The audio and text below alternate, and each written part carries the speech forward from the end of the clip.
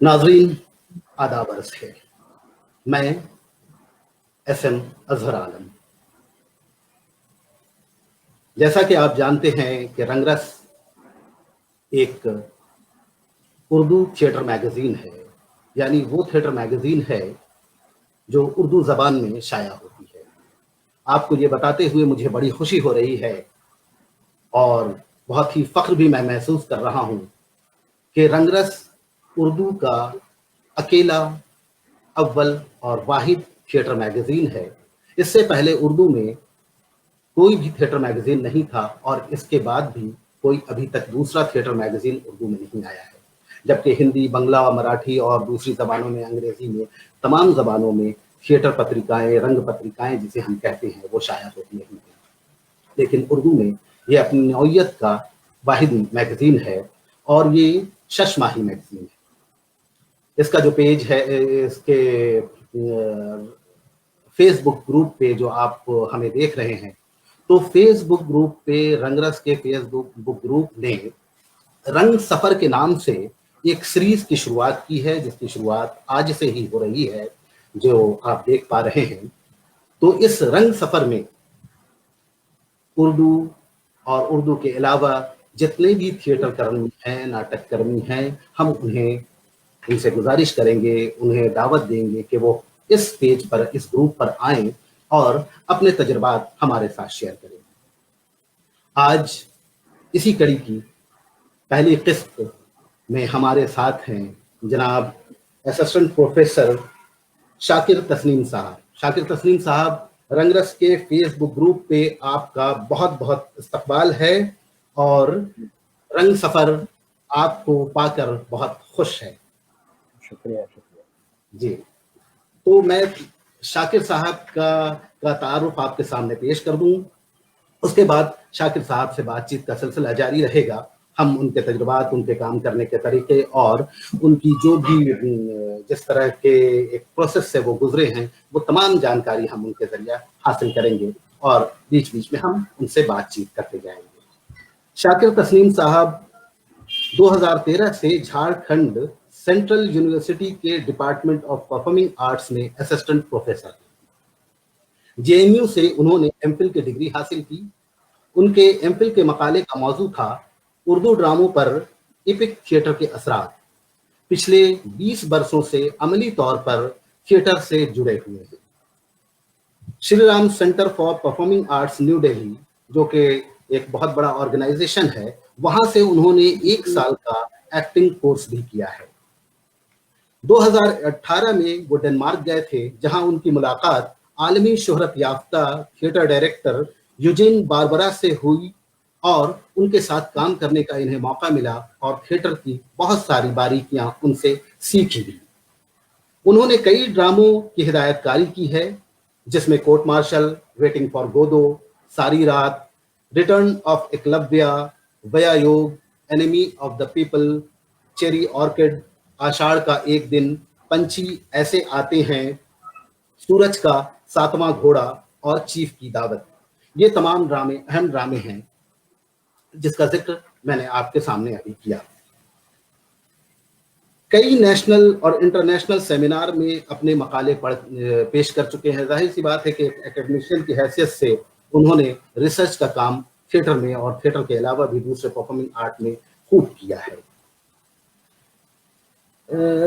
और school of नाट्य शास्त्र और स्कूल ऑफ भाषा इन परफॉर्मेंस, इन दोनों प्रोजेक्ट के लिए इन्हें IIAS यानी Indian institute of advance studies Shimla ने इनका इंतखाब किया था, जिसके तहत इन्होंने काम भी किया।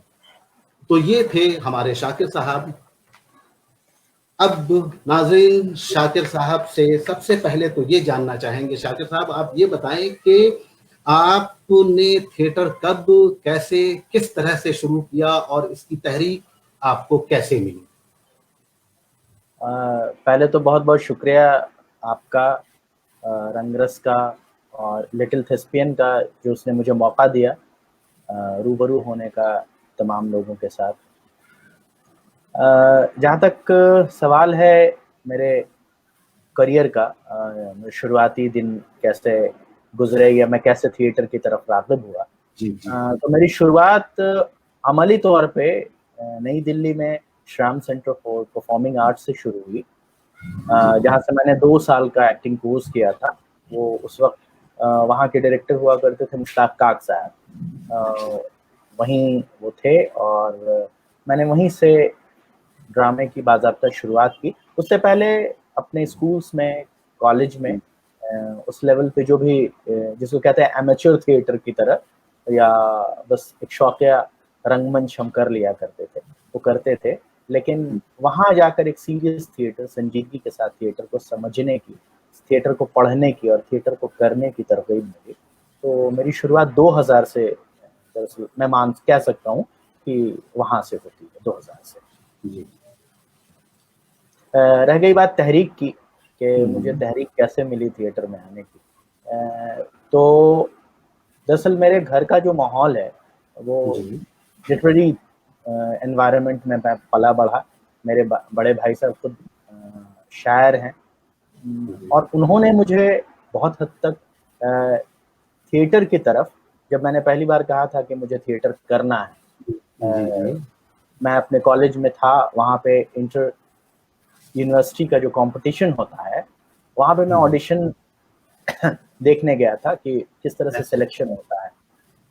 तो मैं भी उसमें शामिल हुआ था कि मुझे भी जाना है, तो यहाँ से शुरुआत करते हैं। तो वहाँ पे जब मैंने पहली बार लोगों को देखा कि अच्छा ये करते हैं थिएटर में, ये होता है, अच्छा वहाँ जाकर ऑडिशन भी होता है, ऑडिशन नाम की चीज़ पहली बार मैंने सुनी। तो मैं देने भी गया ऑडिशन, हालाँकि उसमें मेरा सिलेक्शन नहीं हुआ।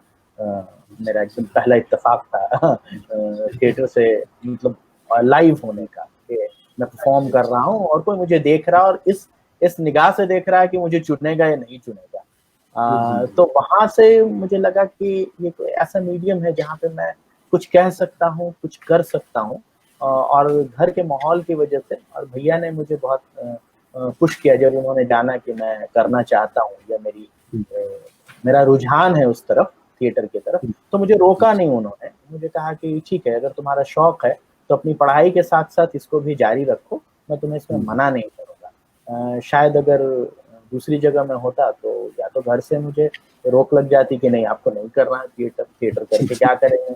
और थिएटर कहने का मतलब ही होता है कि नाटक नौटंकी के क्या करोगे? तो ये कम से कम मैं इस सवाल से 2-4 नहीं हुआ था, और मतलब घर के माहौल, दोनों भैया ने, मेरे 2 बड़े भाई हैं, मैं छोटा हूँ भाइयों में, तो दोनों भाइयों ने मुझे पुशअप किया कि मैं कर सकता हूँ। अच्छा, आपने जेएनयू से पढ़ाई की। जी। जेएनयू नाम सुनते ही कुछ थोड़ा-सा एक अलग अभी एहसास होता है। ज़ाहिर-सी बात है कि प्रीमियर इंस्टीट्यूट, मतलब इससे बड़ी यूनिवर्सिटी अभी कोई नहीं है हिंदुस्तान में, चाहे उसकी जितनी भी आप वो कर लें, कंडेम करें, करते रहें। ये बताइए, जेएनयू में रहते वक़्त उस ज़माने में थिएटर को लेकर स्टूडेंट मूवमेंट कुछ ऐसा था आपके वक़्त में, या आपने कुछ ऐसा कोई काम किया, उस के बारे में ज़रा कुछ जानकारी दें? अच्छा, जेएनयू में 3 बरस रहा, मैं एमफिल कर रहा था वहाँ से, और मेरा पीएचडी का पहला साल था।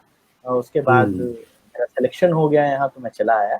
लेकिन जो 3 बरस मैं रहा, तो थिएटर में बहरूप के साथ आया जाया करता था, बहरूप ग्रुप वहाँ हुआ करता है, तो वहाँ मैं जाया करता था।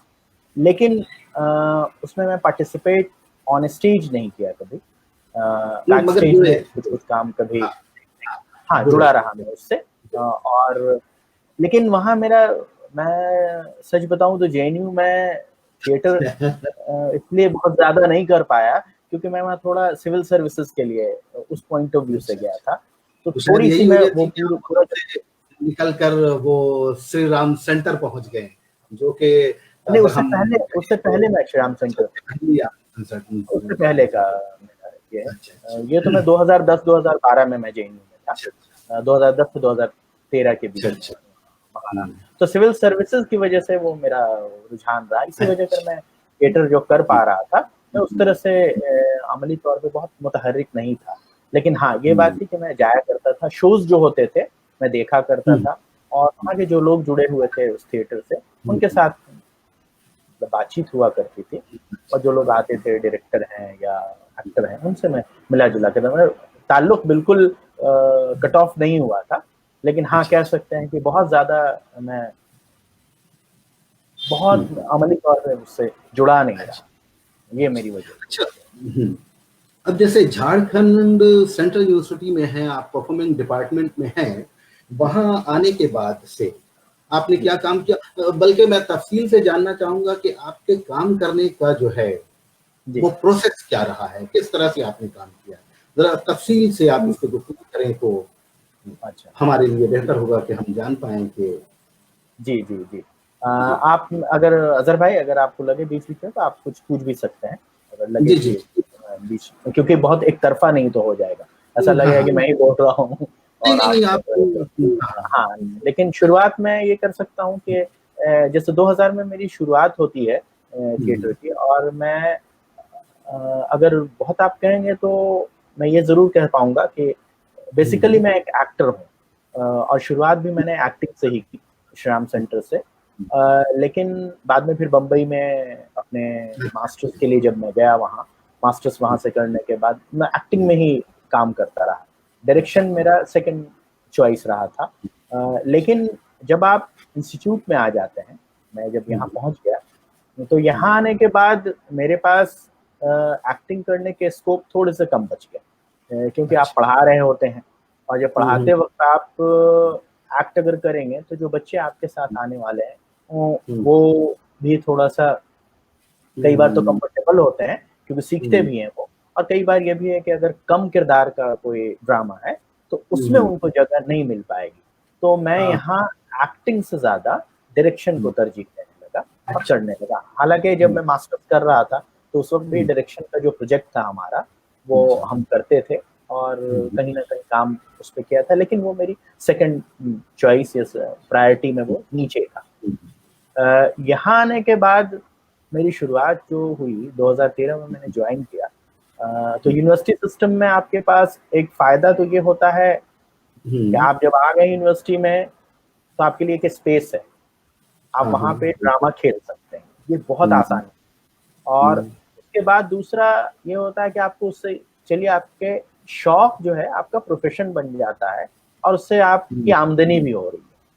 जब आप पैसे कमाने लगते हैं तो आप कहीं ना कहीं एक कंफर्ट लेवल पे आ जाते हैं और काम करने का तरीका आपका एक नए ढंग से शुरू करते हैं। तो जब मैं यहाँ आया, जो मुझे लगने लगी चलो ये मेरी नौकरी हो गई है और मेरे शौक के ही लिए मुझे पैसे मिल रहे हैं, तो शुरुआत करते हैं यहाँ काम करने से। काम शुरुआती दौर में मेरे पास स्टूडेंट्स कम हुआ करते थे, कम थे, तो आप 4 बच्चों में 3 बच्चों में कोई बड़ा काफी का नाटक नहीं कर सकते, दुश्वारी थी। अब करें क्या? तब मैंने शुरुआत की वहां से एक कहानी, मुझे लगा कि कहानी को सोलो परफॉर्मेंस के जरिए दिखाया जा सकता है, उसके थ्रू कम से कम स्टार्ट तो किया जा सकता है। इस कैंपस एक यूनिवर्सिटी थिएटर की तरह से कैंपस थिएटर क्या हो सकता है, हम किस तरह की बात यहाँ करना चाहते हैं।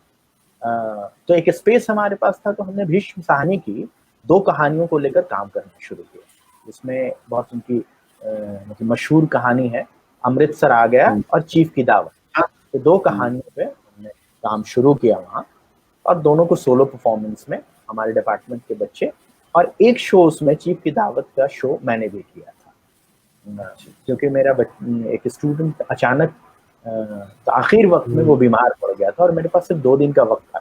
तो उस 2 दिनों में मैंने उसको रिहर्स करके प्रिपेयर करके उसको फिर ऑन स्टेज, क्योंकि डेट तो अनाउंस हो जाते हैं पहले, तो इस फलां तारीख को है, तो हमने किया उसको। तो पहला जो हमारा एक्सपीरियंस था वो कहानियों के साथ एनकाउंटर हमने किया, और लगा कि वो माहौल ऐसा हो रहा था, और अमृतसर आ गया चुनने की वजह भी यही रही थी, और चीफ की दावत, दोनों को हमने नाम दिया था कोलाज, हालांकि किया था, लेकिन कोलाज नाम नहीं दिया था, इसका नाम मैंने अनकही शुरुआत दी थी। अनकही शुरुआत इसलिए कहा था कि ये कुछ ऐसी चीजें घट रही थी, मुझे उस वक्त महसूस हो रहा था 2013 के वक्त में, कि कुछ अजीब सा है जिसको मैं कह नहीं सकता हूँ, लेकिन इसकी पहल हो चुकी है, जहाँ पे रिश्ते भी कमजोर पड़ रहे हैं, खास करके कहानी अमृतसर आ गया मैं, किस तरह से एक कम्युनल राइट्स में लोगों की साइकोलॉजी कितनी जबरदस्त तरीके से चेंज हो रही है, कमजोर और आदमी हाँ, अचानक रिएक्ट कितना करता है। कितना रिएक्ट करता है, किस तरह से रिएक्ट करता है, तो बहुत मुझे थोड़ा सा डिस्टर्ब कर रहा था उस वक्त का माहौल। तो मैंने उसको चुना था, और चीफ की दावत चुनने की वजह थी, माँ की कहानी थी, माँ के साथ बेटे का किस तरह से नहीं लगाव है। माँ को किनारे कोने में कहीं पड़ा हुआ वो छोड़ देता है बेटा, लेकिन जब जरूरत पड़ती है तो वही माँ उसके लिए प्रमोशन का एक जरिया बनती है। यानी माँ आपकी जिस हाल में भी हो, आपके लिए वो बहुत मददगार होती है, और बेलौस उसकी मोहब्बत है। तो मुझे लगा कि ये बात कहनी चाहिए मुझे अपने बच्चों के लिए, अपने स्टूडेंट्स के लिए, अपने फैकल्टीज के लिए, उस यूनिवर्सिटी के लिए मुझे ये बात कही जानी चाहिए। तो दो अलग अलग कहानियों को बिल्कुल दो अलग मैसेज के साथ मैंने उसको शुरुआत की, वहां से मैंने कैंपस में वो अच्छा, आपने जैसे एब्सर्ड प्ले भी किया, ट्रेडिशनल प्लेस भी किया और स्टोरीज भी किया, जैसे वेटिंग फॉर गोदो और सारी रात, तो मेरे ख्याल में बादल सरकार का सारा रात जी नहीं, जी जी उस तरह जी, की, और हाँ, एक क्लासिक भी आपने किया, वो enemy of the people G G Ibsen का, जी और जी पंछी जी ऐसे आते हैं। तो ये जी अलग अलग जॉनरा के जो प्लेज आपने किए, जी ये जी। अपने स्टूडेंट्स के साथ ज्यादा किया है या किसी ग्रुप के साथ, अपने ग्रुप के साथ या किसी प्रोफेशनल्स के साथ? नहीं, मैंने हम्म, जितने भी अभी तक ड्रामे किए हैं किसी प्रोफेशनल के साथ नहीं किए, मैं सब अपने ग्रुप के स्कूल साथ में, किया अच्छा। है, स्टूडेंट्स के साथ किया है। उसमें से दो जो ड्रामे हैं, एनिमी ऑफ द पीपल, उसमें मैं एज एन एक्टर काम किया था, वो मैं जब एमए कर रहा था तब। अच्छा और अच्छा। पंछी ऐसे आते में भी मैं प्रोटैगनिस्ट का रोल कर रहा था, वो भी मैं अपने तालिब इल्मी के जमाने में अच्छा किरदार किया था। तो इसमें दो दो में तो मैं एज एन एक्टर काम किया था। अच्छा अच्छा। बकिया जो आपने नाम लिए, खासकर वेटिंग फॉर गोडो, अच्छा वेटिंग फॉर गोडो को मैंने अपने स्टूडेंट्स के साथ किया था, और फिर बाद में उसको पटना में शोज उसके किए, और रांची में भी डिपार्टमेंट के बाहर कहीं कहीं फेस्टिवल्स जो होते हैं उसमें भी किया मैंने। वेटिंग फॉर गोडो करने की वजह बड़ी ये रही थी कि उससे पहले, जस्ट पहले मैंने कोर्ट मार्शल किया था। कोर्ट मार्शल को बाद में मैं बताऊंगा, वेटिंग फॉर गोडो को पहले मैं थोड़ा डिस्कस कर लेता हूँ। कोर्ट मार्शल करने के बाद अब कहानियां मैंने कर ली थी। कोर्ट मार्शल भी एक बड़ा नाटक है। उसको करने के बाद मुझे लगा कि और क्या मैं कर सकता हूँ, या अपने आप को चैलेंज करने के लिए मैंने प्ले किया था। मैं चुना था वेटिंग फॉर गोडो को इसीलिए। और सच कहूँ तो वेटिंग फॉर गोडो का जो खाका मेरे जहन में बन रहा था, बनना शुरू हुआ था, वो मुझे स्टेज पे उतारने में 4 साल लगे। मैं 4 साल से उस ड्रामे को सोच रहा था, और उसमें मुश्किल मुझे ये आ रही थी कि जो उसका कैरेक्टर है, व्लादिमीर और स्त्रागा, वो हरकत में नहीं आया, मूवमेंट मैं कैसे दूं उस कैरेक्टर को, मेरे लिए बड़ी परेशानी हो रही थी। एज ए डायरेक्टर मुझे बहुत, मतलब वो जहन में बार बार होता था कि मैं इसके साथ क्या करूंगा, ये तो अच्छा बातें भी बड़ी उटपटांग सी करता है वो, उसको लिंक कहाँ मैं करूंगा, ऑडियंस कैसे जुड़ेगी इस पूरे ड्रामे में। और मैं जो कर रहा हूँ, मेरा टारगेट ऑडियंस कौन था, वो स्टूडेंट्स थे और फैकल्टीज थे, ये एक यूनिवर्सिटी में कर रहे हैं। और अभी लेकिन अनकही शुरुआत, उसके बाद कोर्ट मार्शल और छोटे छोटे और कुछ स्टूडेंट्स प्रोडक्शन करते वक्त मुझे महसूस हो गया था कि एक कम से कम रवायत तो बना दी है मैंने, या नींव रखी जा चुकी है उसकी, कि आप थिएटर के डिफरेंट डिफरेंट जॉनरा को समझें या जानें। इसीलिए मैंने वेटिंग फॉर गोडो का इंतखाब किया था। और वेटिंग फॉर गोडो में जब शुरू किया मैंने, मेरे पास 4 एक्टर चाहिए थे, और 4 इत्तेफाक से 4 ही लोग, उस 5 स्टूडेंट थे हमारे पास, तो पांचों को मैंने इस्तेमाल किया था। एक तो जो वेटिंग गोडो का पैगाम लेकर आता है, वो था, और बाकी 4 कैरेक्टर्स जो। तो वेटिंग फॉर गोडो को बस यही सबसे बड़ी मुश्किल यही थी कि कैरेक्टर मूव ही नहीं कर रहा था, करे क्या। मैं बड़ा परेशान कि इतने दिन से हो गए, मैं बार बार 2 बार ट्राई भी किया इस बार वेटिंग फॉर गोडो करते हैं, लेकिन नहीं हो पा रहा था, मुझसे नहीं हो पाया। वो फाइनली वो 4 साल के बाद वो हिला, वो घूमा कैरेक्टर, वो खुला। और सबसे ज्यादा उसके साथ दूसरी मुश्किल ये थी कि एक्टिंग का स्टाइल क्या आप अडॉप्ट करेंगे, बिल्कुल। कैसे अडॉप्ट करें, क्या करेंगे? अच्छा, वो अभी जस्ट एमए के स्टूडेंट्स हैं, वो आए हैं, वो एब्सर्डिटी को कैसे समझते हैं या नहीं समझते, उसके क्या एक्सपीरियंस है। दूसरी बात ये थी कि जो जो हालात वेस्ट में देखे थे सेकेंड वर्ल्ड वॉर के बाद, वो हम तो उससे दो चार हुए नहीं, हमारे पास उसका कोई कनेक्शन ही नहीं बनता है। उस प्ले का इसलिए बहुत मुश्किल होता है कनेक्शन बना पाना।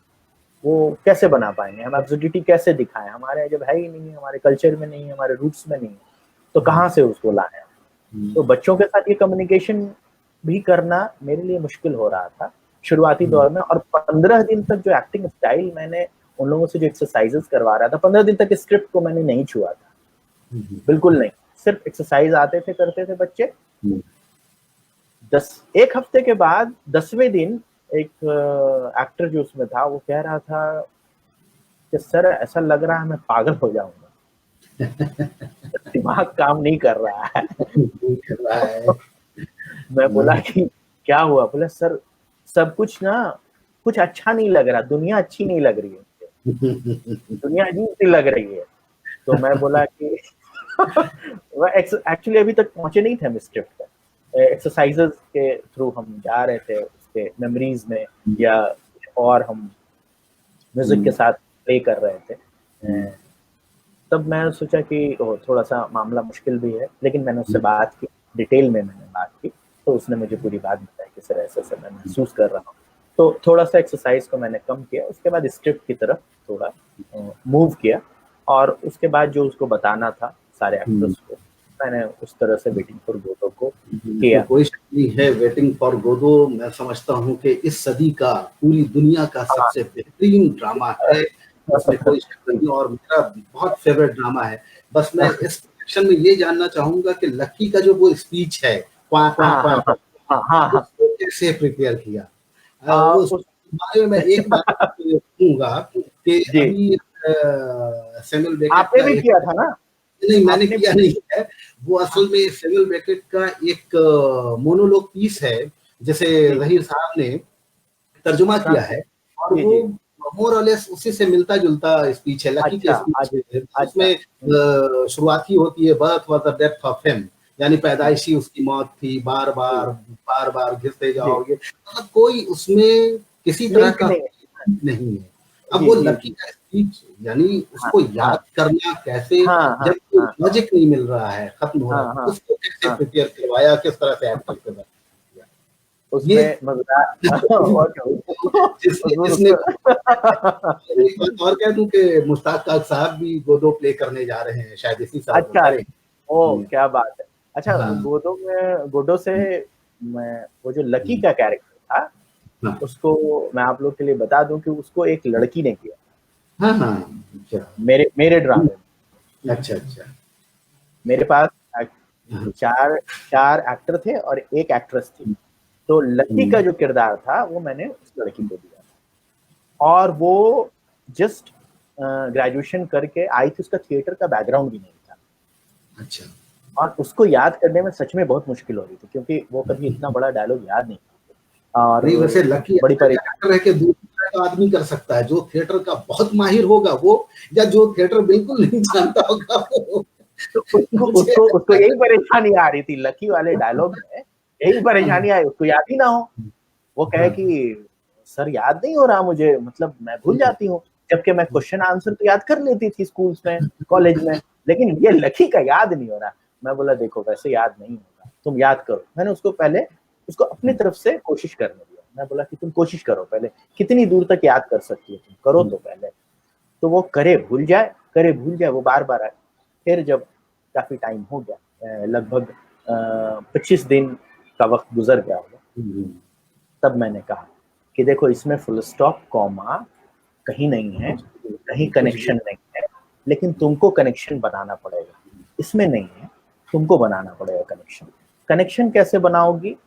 इसमें बहुत सारे तुम काम कर सकती हो, जहां पे तुमको रुकने का मन करे तुम कुछ विजुअल्स चलाया करो, तुम उस विजुअल को देख लो कौन सा विजुअल तुम्हारे लिए है, और कहीं ना कहीं पर ये तुम्हें डायलॉग कहीं ना कहीं पर तुमको कोई ना कोई क्लू तो देगा, तुम इसको थोड़ा वर्क करो और कोशिश करो कि तुम्हारा विजुअल चले कुछ, और ये डायलॉग से दिमाग तुम हटा लो, क्योंकि डायलॉग को जहां सीक्वेंस में जाओगी, क्योंकि लॉजिकल सीक्वेंस नहीं है उस डायलॉग का, तो नहीं होगा याद।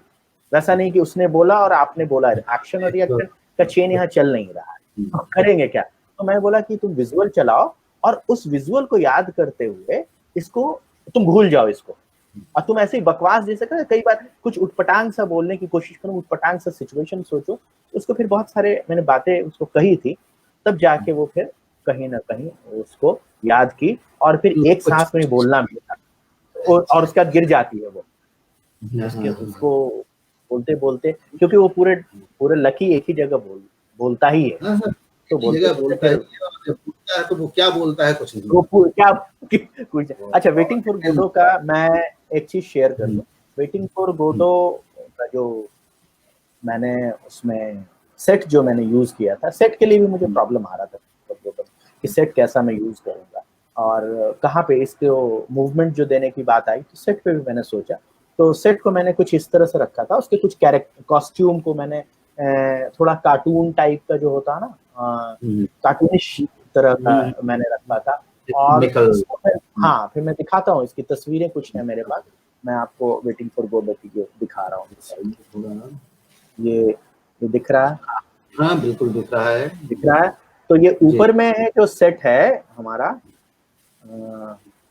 ऊपर में सेट के साथ चांद का वो एक चांद का वो दिख रहा होगा, और नीचे में है, और नीचे में एक जगह है।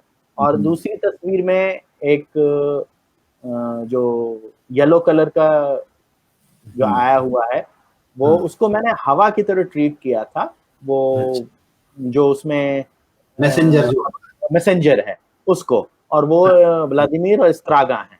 और ये जो आखिरी वाला है तस्वीर है उसमें, हाँ ठीक है, ये जो है इसमें पोजो है और व्लादिमीर और स्त्रागा है, और ये थामे हुए हैं इस वाले पिक्चर में। अब इसके साथ जो मैंने किया था, तो लास्ट वाले आप पिक्चर में देख रहे होंगे कि उसको थाम के रखा है दोनों, व्लादिमीर और स्त्रागा ने पोजो को। बेकेट, हालांकि मैं इसको एब्सर्ड प्ले की तरह ट्रीट कर रहा था, इसका एक्टिंग स्टाइल को मैंने उसी तरह किया, बट फिर भी मैंने इसमें रिश्तों की तलाश जो है मैंने इसमें छोड़ा नहीं था। मुझे एक बात लग रही थी, और जो चांद की तरह आप देखे होंगे वो पहले वाले में, वो क्या है उसमें यूज करता है, वो लोग नेटवर्क है उसका, वो जैसे मोबाइल के नेटवर्क होते हैं ना, है वो हर जगह जाता है, वो लेकर जाता है। और इन लोगों ने हेडफोन लगा रखे हैं, और लैपटॉप ये पैड लिया हुआ है इन लोगों ने, टैब पे कुछ काम करते रहते हैं और बात करते रहते हैं आपस में। व्लादिमीर और स्त्रागा बहुत कम बात करते हैं, ऐसा हमने उसको इंटरप्रेट किया था, और लगा था कि ये बात यहाँ कर रहे हैं, बोल कहीं और रहे हैं, पता नहीं कहाँ लगे हुए हैं, ऐसा हमने उसको करते, यानी हम आज के दौर में अगर हम कर रहे हैं, तो मुझे लग रहा था कि हम कहीं ना कहीं कम्युनिकेशन के लेवल पे एक दूसरे से बहुत कट गए हैं, अपने दोस्तों से, रिश्तेदारों से, और कहीं वर्चुअल दुनिया जो है उससे जुड़े रहते हैं।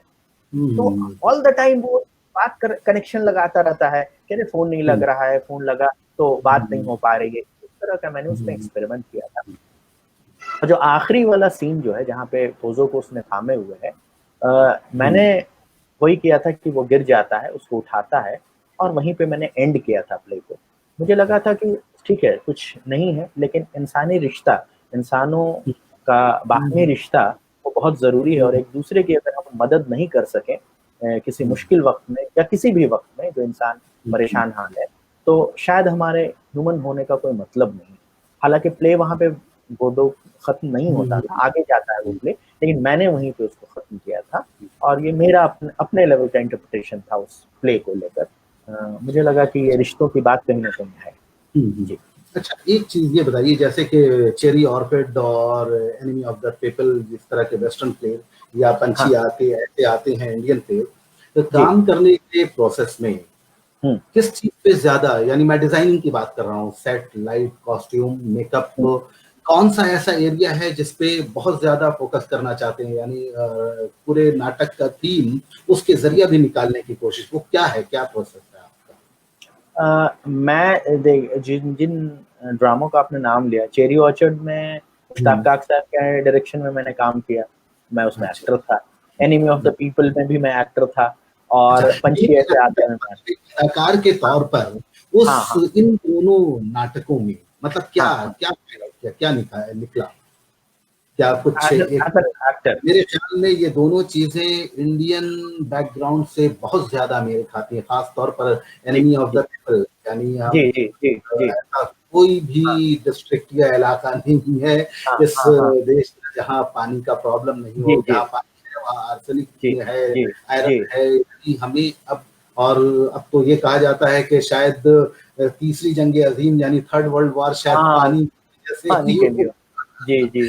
बहुत ज्यादा जुड़ा हो। तो बीइंग एन एक्टर, एक अदाकार के तौर पर क्या हाँ। तजुर्बा रहा, अ, कुछ प्लेस इन इन अच्छा, उसके अच्छा। बारे में थोड़ा सा? जी, जी, जी।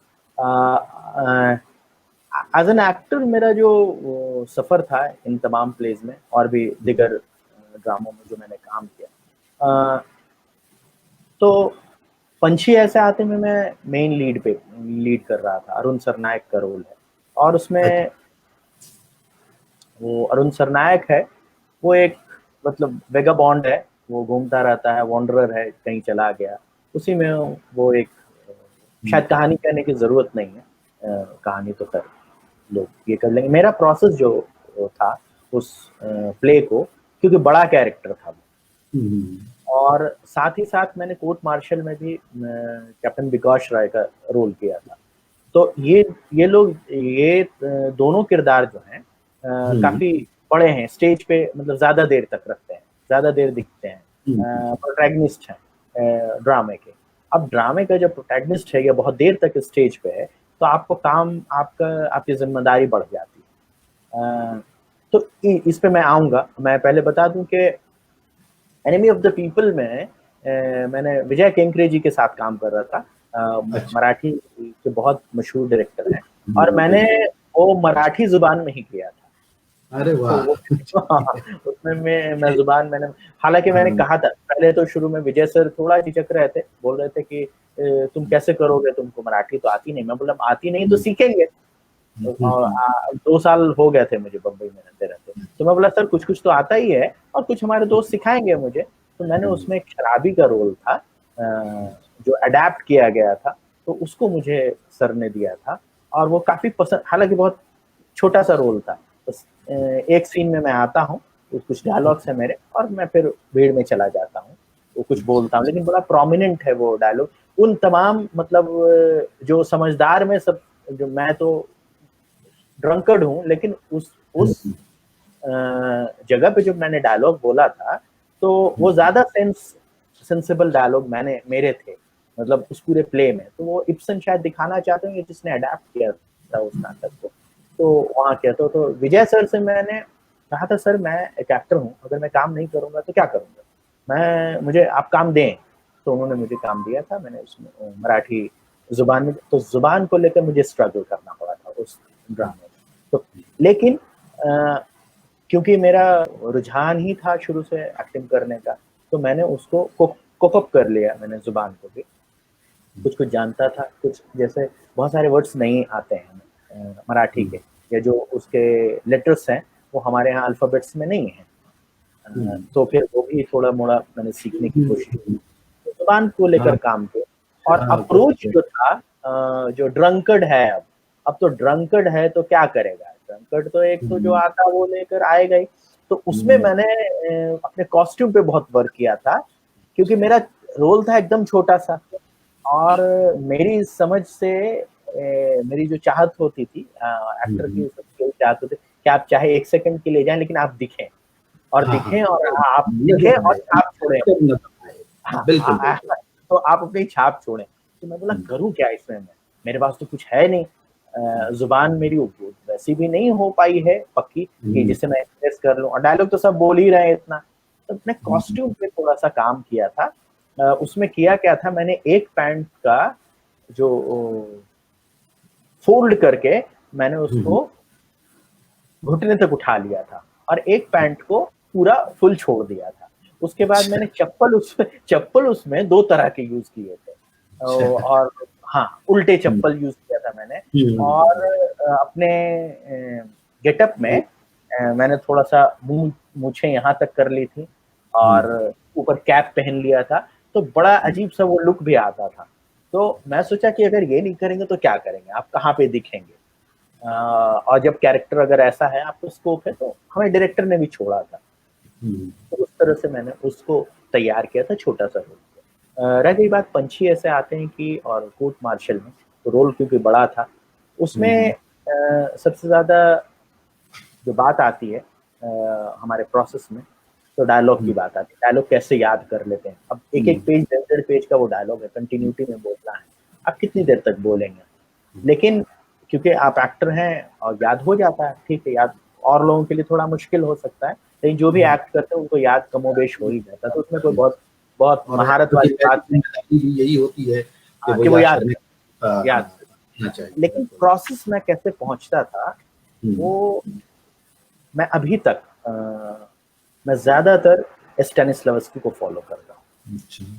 मैं उन्हीं को फॉलो करता हूँ और अगर फिर दूसरे अगर आदमी हैं या दूसरे, तो उन्हीं से मिलते जुलते हैं माइकल चेखोव। इन 2 लोगों की छाप या इन 2 लोगों को मैं ज्यादा फॉलो कर पाता हूँ। या मुझे लगता है कि एक्टर के जो जरूरी हो सकता है और से आपको गुजरना ही पड़ेगा। जब आप फिर आप नया कुछ निकालते रहिए, अगर आप निकाल सकती हैं तो। जी लेकिन मुझे लगता है कि ठीक है, ये मेरे लिए मददगार है, इनको मैं फॉलो कर सकता हूँ।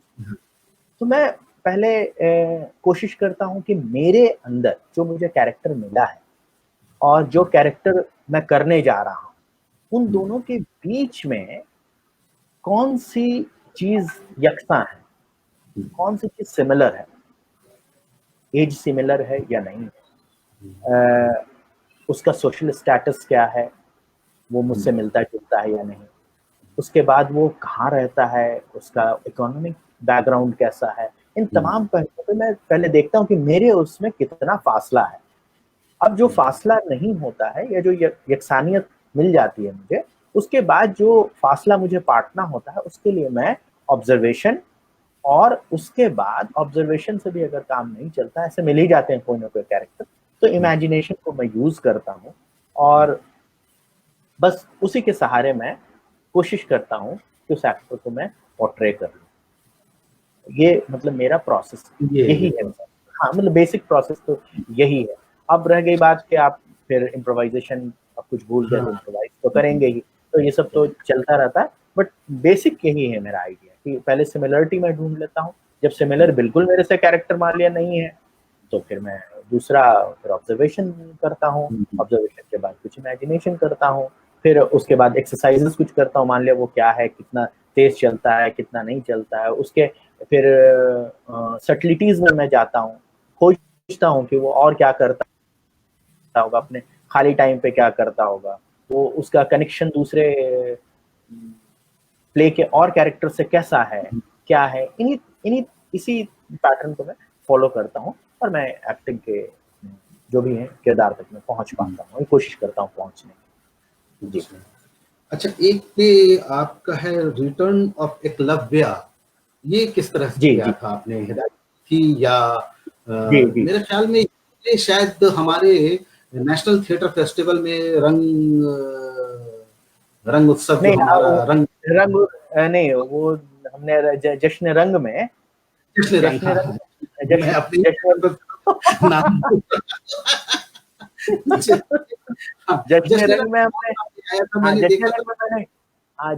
हमने किया था दूसरा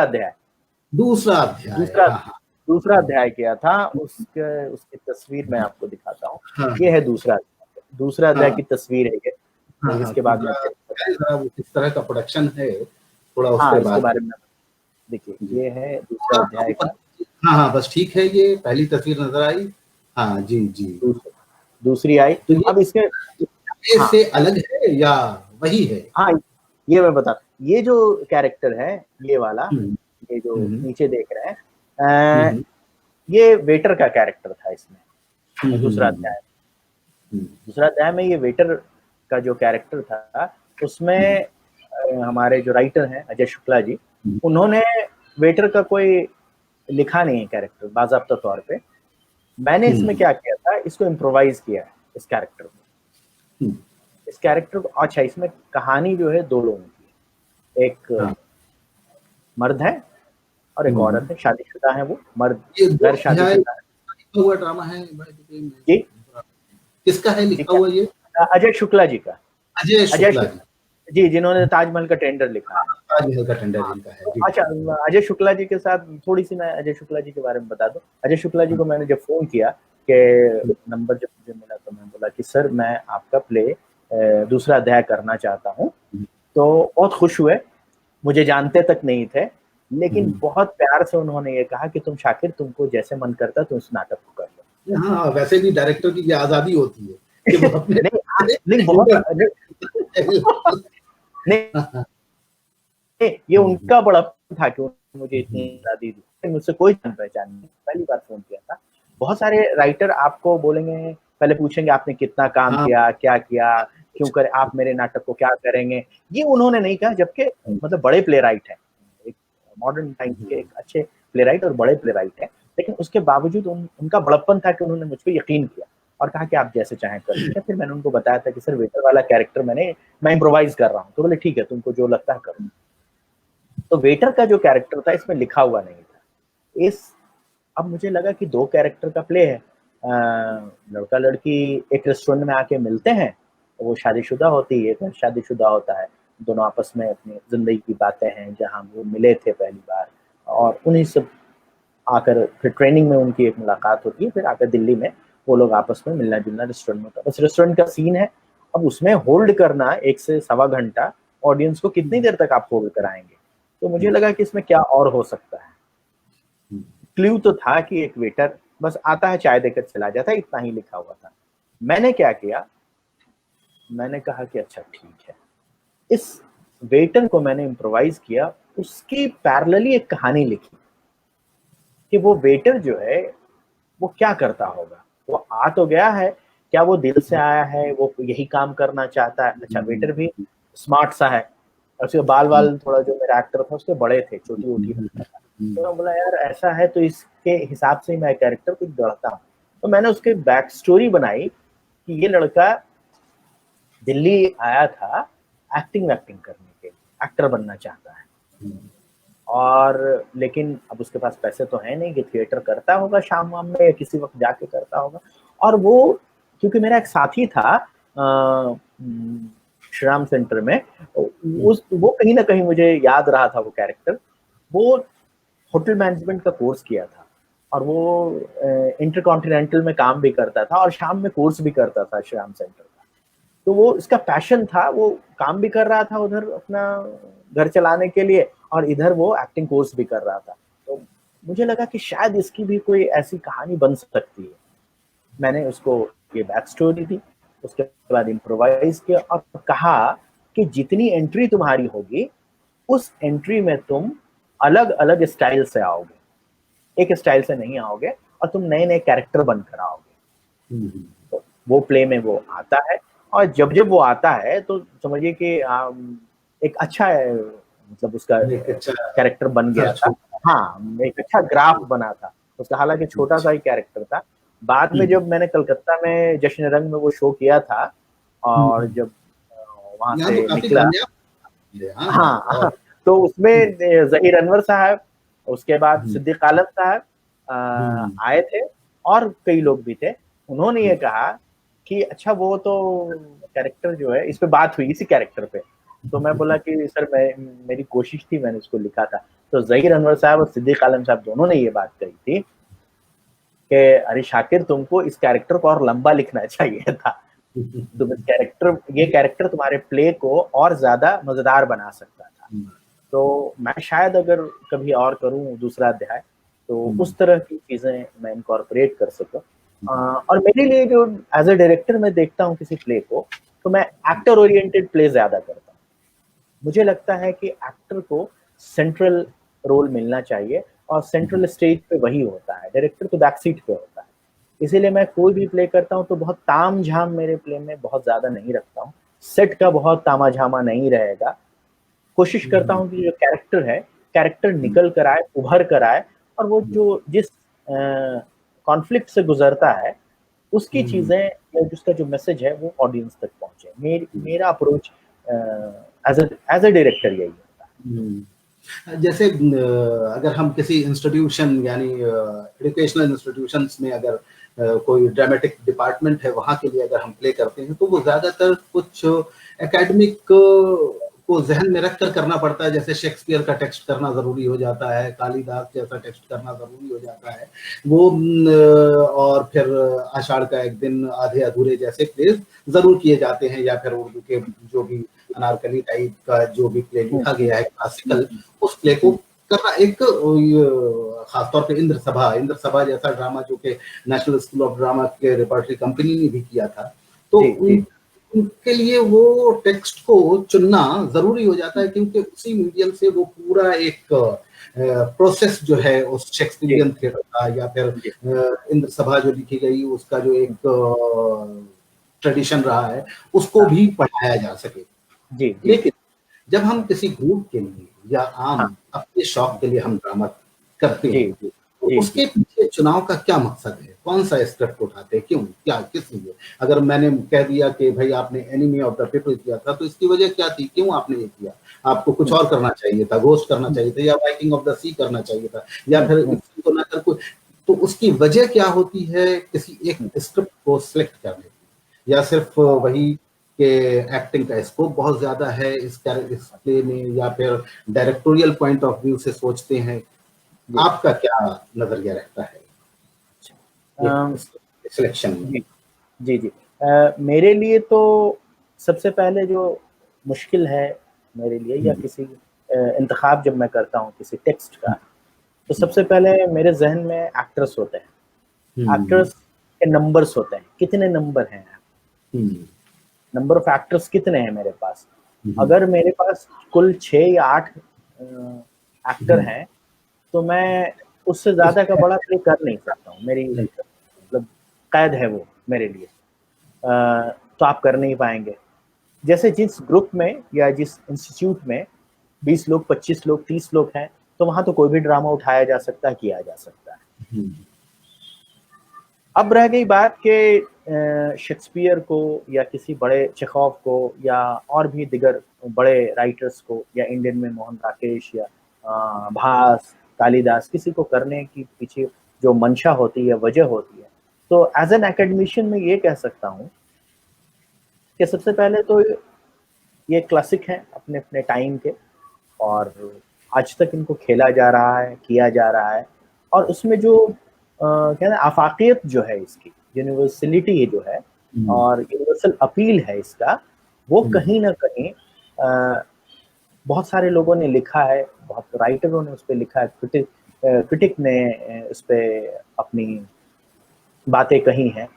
तो इस वजह कर वो टेक्स्ट जो है अपने आप में किसी न किसी मर्तबे को पहुंच जाता है। तो अगर हम पूरे टाइम पीरियड को समझना चाहें या डिफरेंट टाइम पीरियड को समझ सके, तो शायद ये वजह होती है कि उसको पढ़ाया जाता है, इसलिए कि वो ड्रामेटिक डिपार्टमेंट के लिए ये जरूरी हो जाता है वैसा टेक्स्ट को करना। अच्छा, एक बात आप जी हाँ वो करना है एक सिलेबस, क्योंकि हमारा जो है यूनिवर्सिटी सिस्टम में एक सिलेबस डिफाइंड होता है। हाँ, उस डिफाइंड सिलेबस के वो कहीं ना कहीं अब उसमें सोचेंगे कि हम बच्चों को कौन सी ऐसी, अब सब चीज तो नहीं बता सकते हैं, लेकिन हर तरह की चीजें बता सकें। आप म्यूजिकल भी बता सकें, आप क्लासिकल भी बता सकें, आप मॉडर्न भी बता सकें, वेस्टर्न भी बता सकें, एब्सर्ड भी बता सकें। तो इन तमाम चीजों को कहीं ना कहीं आप सब चीजों से वो थोड़ी सी उनकी जान पहचान हो जाए या समझ जाएं कम से कम उस पूरे ट्रेडिशन को, तो जिसकी वजह से वो अपनी पढ़ाई करने का मकसद भी उनको समझ में आया जाएगा, और थिएटर करना भी उनको समझ में आएगा, और थिएटर भी। अच्छा, तो जैसे ये यूनिवर्सिटीज में जो परफॉर्मिंग आर्ट्स डिपार्टमेंट होता है, थिएटर का डिपार्टमेंट खास तौर पर, जैसा मैं नेशनल स्कूल ऑफ ड्रामा की बात नहीं कर रहा हूँ, ना ही भारतेंद्र नाट्य एकेडमी, ना ही भोपाल स्कूल ऑफ जो मध्य प्रदेश ड्रामा स्कूल, मैं उसकी बात नहीं कर रहा हूँ। वो बाज़ाब्ता एक प्रोफेशनल ढंग से काम करने वाला इदारा है, जहाँ पे तमाम तरह की आसानियां मुयस्सर रहती हैं और खर्च का कोई उन्हें किसी तरह की परेशानी नहीं होती। लेकिन यूनिवर्सिटीज में जहाँ जहाँ ड्रामेटिक डिपार्टमेंट है या परफॉर्मिंग आर्ट डिपार्टमेंट है, वहाँ मैंने देखा है जैसे कि हमारे यहाँ रविंद्र भारती यूनिवर्सिटी में ड्रामे का डिपार्टमेंट है, लेकिन वहाँ प्रोडक्शन के नाम पर कुछ नहीं होता है। शांति निकेतन यूनिवर्सिटी में थिएटर डिपार्टमेंट है, लेकिन प्रोडक्शन वहां नहीं करवाया जाता है। प्रोडक्शन के नाम पर शायद 1-2 सीन करके दिखा दिया गया तो कर दिया गया, तो उससे किसी भी ड्रामेटिक डिपार्टमेंट का मकसद पूरा नहीं होता। तो क्या ये झारखंड का जो सेंट्रल यूनिवर्सिटी है, जहाँ आप प्रोफेसर हैं परफॉर्मिंग आर्ट डिपार्टमेंट में, तो वहाँ क्या इस तरह की दुश्वारियां हैं? वो आसानी आपको फ्राहम मिल रही है? उस तरह का इंफ्रास्ट्रक्चर दिया जा रहा है या नहीं? देखिए उसमें हाँ, सबसे पहले तो मैं ये कहूँगा कि थोड़ा सा, चलिए मैं यहाँ पे अपनी बात कह लूँ कि हम लोग जब शुरू में आए थे ना, तो थोड़े स्मार्ट निकले हम लोग, थोड़े से स्मार्ट थे। स्मार्ट इसलिए कह रहा हूँ, हमने प्रोडक्शन ग्रांट इसमें रखा। हमने डे 1 में आए थे, प्रोडक्शन ग्रांट हमें मिलता है, हमें हर प्ले के लिए पैसे मिलते हैं, इसीलिए हम कर पाते हैं। इसीलिए पैसा मिलना तो पैसे दे देगी, प्ले प्रोडक्शन होता है। नहीं, प्ले प्रोडक्शन के लिए जैसे हम लोग का सिलेबस में वो हर सेमेस्टर में डिजाइंड है कि एक ड्रामा होगा, अलग अलग जॉनर का। इसमें रियलिस्टिक करेंगे, अगली बार नॉन रियलिस्टिक करेंगे, अगली बार एक्सपेरिमेंटल करेंगे, इस तरह के चलते हैं। और उसमें प्रोडक्शन ग्रांट जो है हमें दिया जाता है, और वो बाज़ाब्ता ऑडिटोरियम में हम लोग, लाइट हमारे पास नहीं है, ये हमारी दुश्वारी है, लेकिन लाइट हायर करते हैं, हायर करके आप करते हैं, हायर करते हैं, मंगवाते हैं और शो करते हैं। आपने ये तमाम चीजें देखा ना, ये जैसे देखिए ये दूसरा अध्याय का शो है, वही हुआ डिपार्टमेंट में, ये मतलब ऑडिटोरियम में। ये जो है कोर्ट मार्शल का है, देखिए इतना बड़ा सेट है हमारा। ये कॉस्ट्यूम है, देखिए आप, ये है, ये हमारे यूनिवर्सिटी ग्रांट से ही ये प्ले किया हमने। अच्छा, हाँ, वेटिंग फॉर गोडो किया। बड़ी अच्छी बात है ये तो, मतलब खुशनसीबी है आपकी। और हमारे शांति निकेतन यूनिवर्सिटी और रविंद्र भारती यूनिवर्सिटी की बात कर रहा हूँ, और पता नहीं वो चंडीगढ़ में जो डिपार्टमेंट ऑफ ड्रामा है वहाँ की क्या सूरत है मुझे नहीं मालूम है, लेकिन मैं हम लोग हर बार अपने सूबे की बात कर रहा हूँ। ये अलग बात है कि कंपैरेटिवली जो और जगहों पे जैसे बहुत लैविश टाइप का ग्रांट मिलता है, हमें नहीं मिलता है, लेकिन हम कुछ ऐसा स्टूडेंट प्रोजेक्ट मिलता है। हाँ, एकदम मिलता है। और हाँ, एकदम आराम से आप वेटिंग फॉर फोटो, देखिए सेट इतना बड़ा बनाया है मैंने, सेट में खर्च हो रहा है, कॉस्ट्यूम में। अच्छा, कॉस्ट्यूम में मैं बताऊं आपको कि हमें इतनी आजादी है, हमारे वाइस चांसलर हैं, जो हमारे रजिस्ट्रार हैं, हमारे ऑफिशियल्स जो हैं, वो लोग कहीं ना कहीं थोड़ा समझते हैं कि ये ड्रामा डिपार्टमेंट है, इसके होने से कुछ होते रहना चाहिए इसका, और ये काम कर रहे हैं, वो देखते हैं, इन चीजों पर उनकी नजर होती है। और हाँ बोलिए। एक बात है वेटिंग फॉर गोडो में, जी वेटिंग फॉर गोडो के बारे में कहूँ, उसका जो कॉस्ट्यूम है वो हमारे डिपार्टमेंट में टेलर को हमने हायर किया। हमारा जो इंस्टीट्यूट है, मतलब यूनिवर्सिटी जो हमारी है, गांव में है, थोड़ा सा इंटीरियर है, शहर से 25 किलोमीटर दूर है। तो वहां पे मैं गया टेलर के पास, मैंने बोला देखिए हमें ऐसा ऐसा काम कराना है। उसको मैंने डिजाइन दिखाया, तो बोला ये हमसे नहीं होगा। हम बोला नहीं आप कर लीजिएगा। तो बोला आपको जो भी करना है यहाँ पे लाके दे दीजिए। हम बोला यहाँ लेकिन आपसे नहीं हो पाएगा, आप एक काम करें, आप हमारे डिपार्टमेंट चले। तो बोला मैं आपके डिपार्टमेंट कहाँ जाऊंगा? मैं बोला नहीं, आपको दोनों मशीन जो है उठा के चलिए, दुकान बंद कर दीजिए आप अपनी, और 5 से 7 दिन आपको सिलना पड़ेगा। तो बोला नहीं ऐसे नहीं जाएंगे। तो हम बोला क्या चाहिए आपको? खाना चाहिए, बिजली चाहिए, बिजली यहाँ नहीं आएगी तो हम बिजली आपको वहाँ 24 आवर बिजली है, खाना हम देंगे आपको, पैसा जितना चाहिए आप बोलिए, हम आपके मुताबिक पैसा दें। उनको हमने हायर किया और दोनों मशीन को वो रिक्शा पर लाद कर डिपार्टमेंट लाए। डिपार्टमेंट का 1-2 रूम छोटा छोटा है, उसमें हमने पूरा स्टिचिंग करवाया, पूरा स्टिच करवाया, डिजाइन दिखा दिखा के, नाप ले लेकर कि ये बच्चे का ये नहीं अट रहा है, ये थोड़ा गड़बड़ हो गया है, हमको ये चाहिए था, आपने ऐसे नहीं बनाया। तो इतनी आजादी हमें है, आसानी आपको मिल जा रही है, यानी वहाँ प्रोडक्शन का तैयार करना जरूरी होता है। जरूरी है, तो नहीं तो अच्छा, काम नहीं। शाकिर साहब, वक्त हमारा अब तकरीबन हो चला है। अब जाते जाते कुछ अपनी तरफ से मैं कुछ कहना चाहूंगा और आप अपनी तरफ से कुछ कहना चाहें। चूंकि ये रंगरस उर्दू थिएटर का प्लेटफॉर्म है, तो मैं ये जानना चाहूंगा कि उर्दू के कौन से ड्रामा निगार, किस ड्रामे ने आपको ज्यादा मुतासिर किया, उसके बारे में आप कुछ बताएं हमें। अच्छा, उर्दू ड्रामे के हवाले से मैं रिटर्न ऑफ एकलव्य जो है, वो एकलव्य का अंगूठा जो है, कहानी है सलाम रज़ाक साहब की, उसी कहानी को किसने ड्रामेटाइज किसने किया? ड्रामेटाइज असलम परवेज साहब ने किया था। असलम परवेज साहब ने। अच्छा। तो असलम परवेज साहब ने किया था, और उसके बाद मैंने थोड़ा सा उसमें थोड़ा बहुत जो मुझे लगा था वो किया था, मतलब बेसिक उन्होंने ये किया था, कहानी उनकी थी। फिर सलाम साहब ने बाद में थोड़ा सा उसमें कुछ लास्ट के डायलॉग मुझे लगा था कि सर छोटा हो रहा है, तो मैंने उनसे रिक्वेस्ट किया था, तो उन्होंने बढ़ाया था। उसके बाद चाह रहा था कि एकदम इंद्र सभा और राधा कन्हैया का किस्सा से लेकर पारसी थिएटर होती तक एक लंबा सफर है। इस दरमियान में कौन सा ड्रामा निगार और किस ड्रामा निगार को आपने पढ़ा है जो आपको बहुत ज्यादा अपील किया है, जिसे आप मुझे अगर उर्दू के मोहम्मद हसन साहब का ड्रामा जो ज़हाक है वो मुझे अच्छा लगा था। उसके बाद अगर आप हबीब तनवीर को, पता नहीं आगरा बाजार को क्या मानते हैं लोग, मुझे नहीं पता है।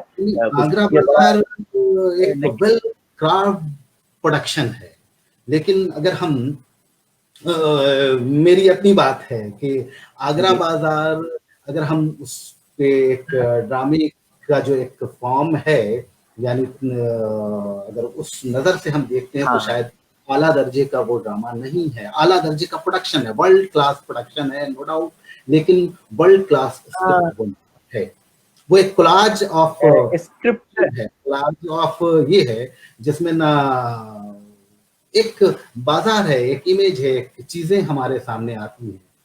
शायद मुझे ऐसा लगता है, बात कह रहा हूँ। लेकिन नहीं, कोई बात नहीं, वो आपकी बात है, और मतलब आप अपनी राय पर कायम रहे उसमें कहीं। लेकिन अगर आगरा बाजार को हम मानते हैं कि उर्दू ड्रामा है, अगर मानते हैं तो मुझे वो अच्छा ड्रामा लगता है। अच्छा ड्रामा इसलिए है क्योंकि हबीब जो आप कह रहे हैं, प्रोडक्शन के लेवल पे जो हबीब साहब ने काम कर दिया, वो करना किसी के लिए मुश्किल है, वो नहीं हो सकता।